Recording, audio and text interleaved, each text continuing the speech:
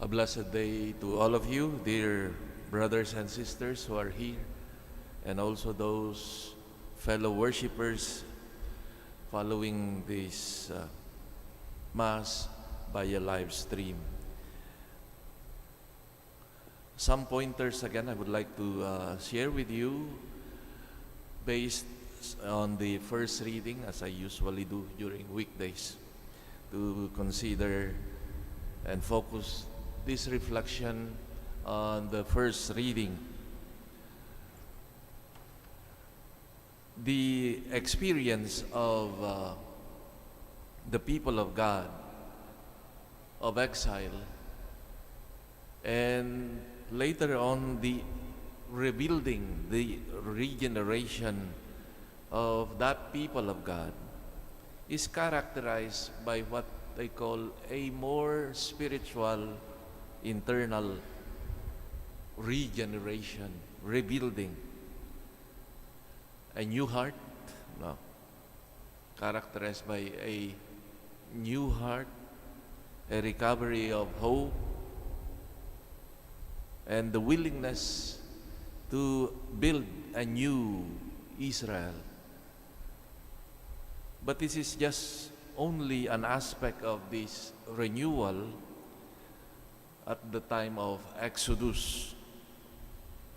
To God, it is not enough to engage with humanity for a new world.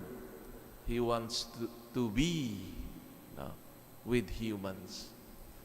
Literally, to be in the midst, to dwell, to be on the side of His people, communicate with His people in an intimate way. Like during the time of the Exodus, there was this dwelling place at that time in a tent, no? Where they have the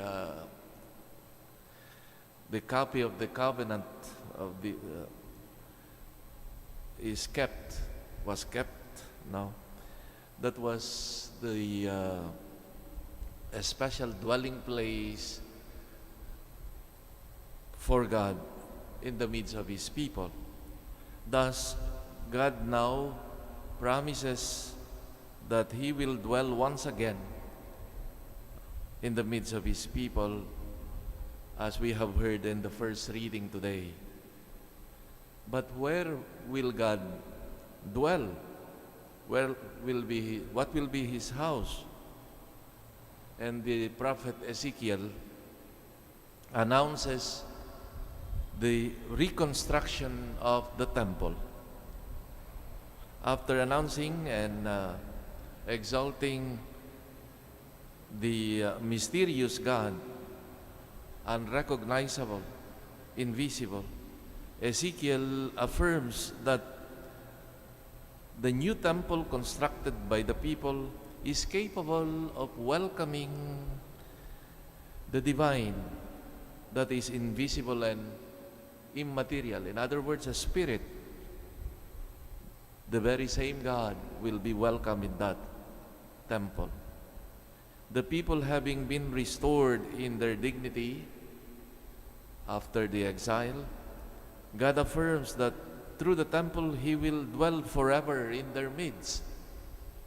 The dwelling of God in the midst of His people after so many betrayals is indeed something shocking affirmation of God through His prophet.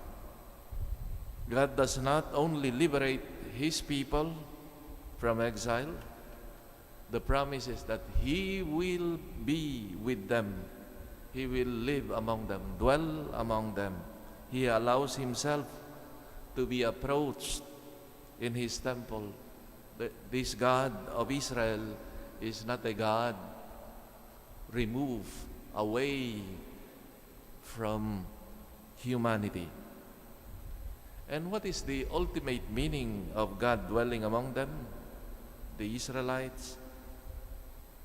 This becomes an urgent question, burning issue, especially in view of that experience later on of the destruction of the Temple of Jerusalem after so many centuries. So, what to think about of this now that that temple promised by God to be His dwelling is now destroyed? For us Christians, we see that certainly God, through Jesus Christ, even after the destruction of the temple, God dwells in the midst of His people. But now, it is not anymore in a physical temple. The new temple of encounter, the new temple of worship is Jesus Himself. Remember what He promised in the Gospel of John? Destroy this temple, and in 3 days I will rebuild it. He was talking about His death and resurrection. And indeed, the resurrected Lord has become the new temple, the temple that served as a meeting place, as place of worship for the people of God. With Jesus Christ, He has become the new temple, the new point of encounter, the new point of worship of God has been summarized in Jesus Christ. I do not know if you have noticed, for us Christians, that at the center of our life is Jesus Christ.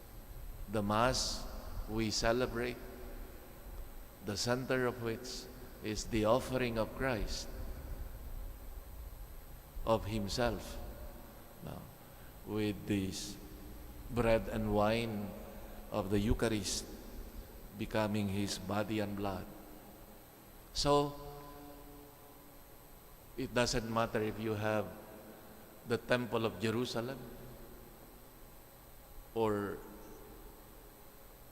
other beautiful places or not. The point now is to have Christ in our hearts, in our lives, and we follow Him. For He is the new temple, the place of encounter, shall we say, with God. Of course, physical places, temples like what we have, for example, here, is but a sign of that vocation, calling of every one of us, the calling to enter into a loving relationship with Jesus Christ, who can bring us to the Father. He is our bridge. He is our temple. He can connect us with God.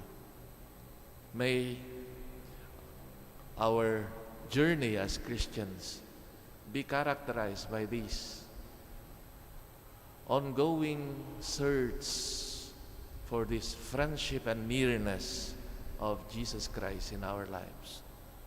We know very well that He is always available in every moment.